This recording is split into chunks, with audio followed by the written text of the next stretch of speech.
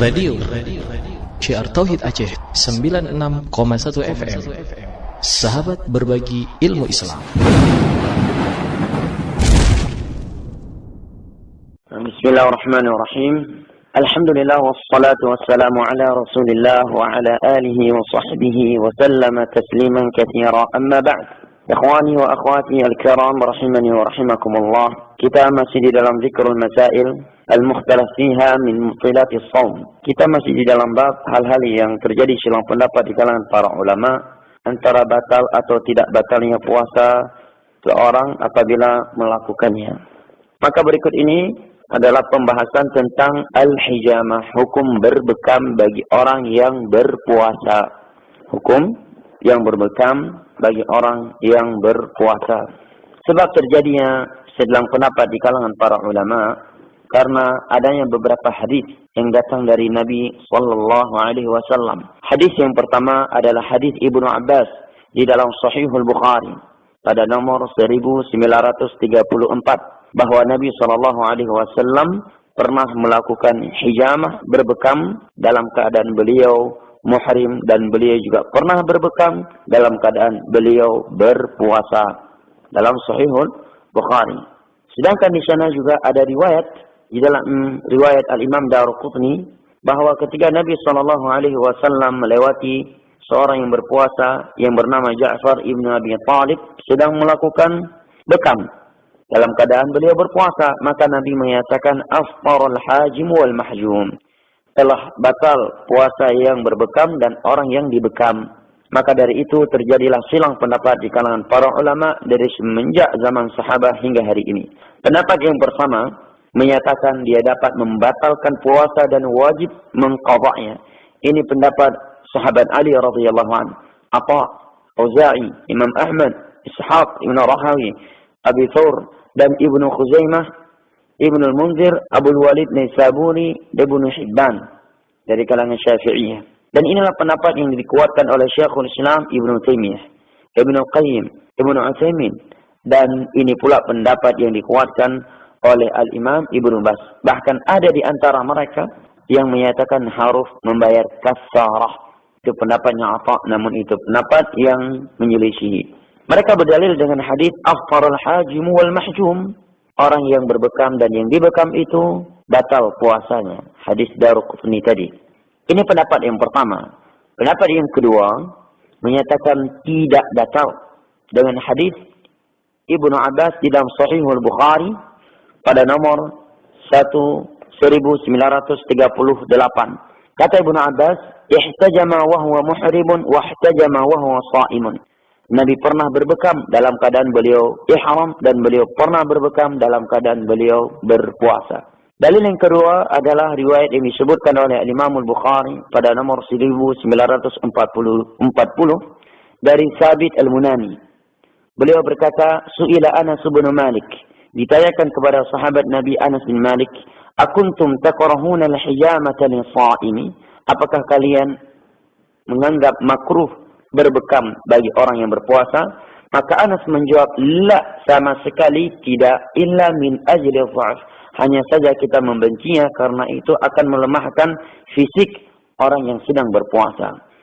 Di dalam riwayat Imam Abu Daud pada nomor 2375, Anas menyatakan, ma kunna nad'u al-hijamata lis-sha'imi illa likarahiyatil juhdi. Tidaklah kita berpandangan makruh hijamah itu bagi orang yang berpuasa kecuali dikarenakan akan melemahkan. Artinya dia tidak membatalkan puasa. Dia hanya makruh itu pun kalau orang tersebut tidak kuat fisiknya.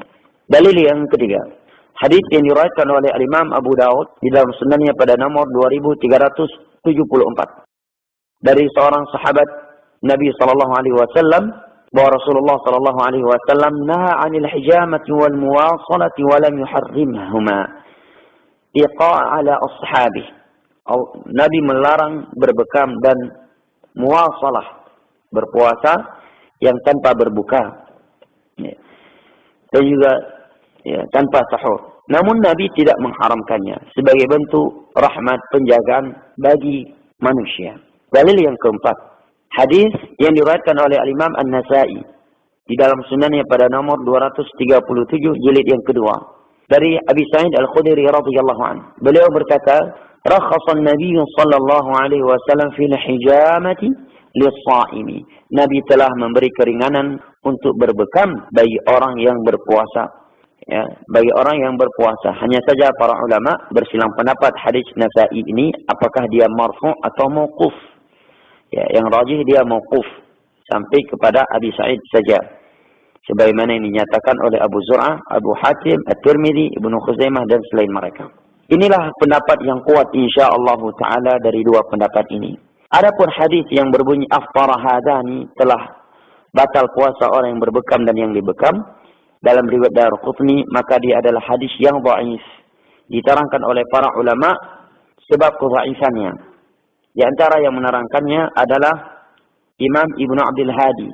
Ya, sebagaimana dinukilkan di dalam Nas Burraya oleh Zaila'i. Dan juga Al-Hafidh Ibnu Hajar Al-Asqalani dalam Fathul Bari pada halaman 1938. Pada nomor ya, hadis 1938. Dan Syekhul Islam sendiri di dalam syarahnya terhadap kitab Shiyam dari kitabnya. Di antara sebab dhaifnya karena di sanadnya terdapat seorang rawi yang bernama Khalid ibnu Makhlad Al-Qatawani dan dia merupakan madarnya hadis. Keluarnya hadis dari dia. Dan dia adalah seorang yang banyak meriwayatkan riwayat-riwayat yang mungkar. Sebab yang kedua, terdapatkan di sanadnya seorang rawi yang bernama Abdullah ibn al-Musanna. Dia saduq, akan tetapi banyak kelirunya di dalam periwayatan.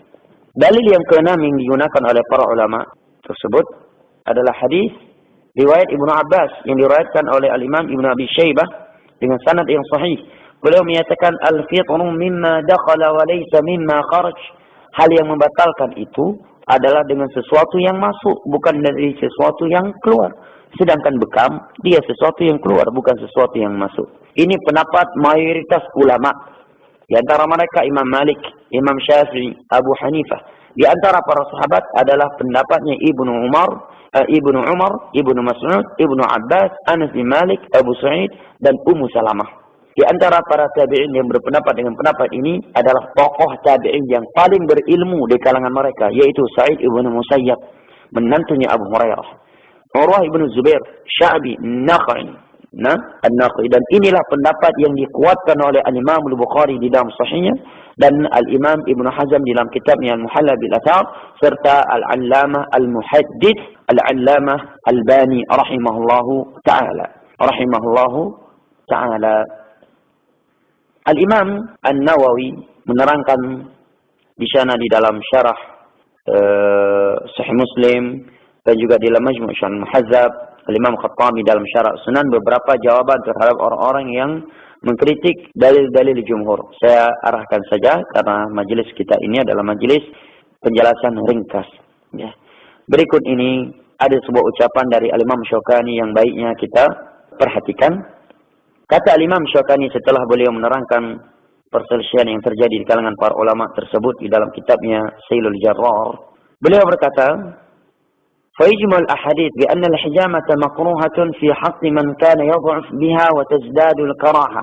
Maka hendaknya disinkronkan dua hadis yang dianggap itu berkontradiksi, bahwa hijamah itu berbekam makruh apabila orang yang melakukannya akan melemah dengannya, dan akan lebih makruh lagi apabila dengan kelemahan yang menyebabkan dia harus berbuka. Sedangkan orang yang tidak melemah dengan berbekam maka tidaklah makruh. Beberapa ulama dari ulama-ulama yang berpendapat bahwa dia tidak membatalkan, mereka menjawab hadis Nabi bahwa batal orang yang berbekam dan yang dibekam. Setelah mereka menyatakan dia hadis yang dhaif, mereka juga memberi beberapa jawaban yang lain. Bahwa andai kata itu hadis yang sahih, maka maksudnya aftar al-hajim wal mahjum, maksudnya hilang. Maksudnya yang pertama, akan menjerumuskan mereka untuk berbuka, karena akan melemahkan fisik mereka. Kemungkinan yang kedua, penafian pahala. Namun kemungkinan yang pertama itu lebih kuat, sebagaimana dinukilkan oleh Imam Syafi'i di dalam Al-Um, juga Imam Khattabi di dalam Ma'alimus Sunan. Akan tetapi dari perwayaan di atas, maka hendaknya bagi seorang muslim bersikap lebih hati-hati, lebih baik dia berusaha untuk tidak berbekam di siang hari ketika dia berpuasa, karena melihat begitu kuatnya perselisihan di antara para ulama di dalam bab ini. Wallahu taala alam bisawab. Yang terakhir yang perlu diperhatikan bahwa bekam yang terjadi selang pendapat dengan para ulama ini adalah bekam zaman dahulu. Bekam zaman dahulu tidak sama dengan bekam modern sekarang ini. Dahulu orang yang membekam itu menggunakan tanduk hewan, tanduk kambing atau tanduk sapi, kemudian ditusuk di bagian tubuh orang yang dibekam, kemudian dihirup darahnya, sehingga akan membuat orang yang membekam itu terhirup atau terhisap dari darah orang yang dibekam. Ya. Adapun bekam modern sekarang, maka ulama yang menyatakan dia dapat membatalkan puasa, maka yang batal hanya orang yang dibekam saja.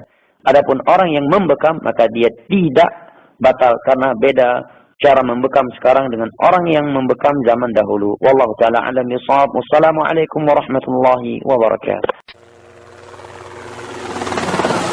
اسمعوا إذاعة شعار التوحيد أجيه 96.1 FM لانتشار علم الكتاب والسنة على فهم السلف الصالح.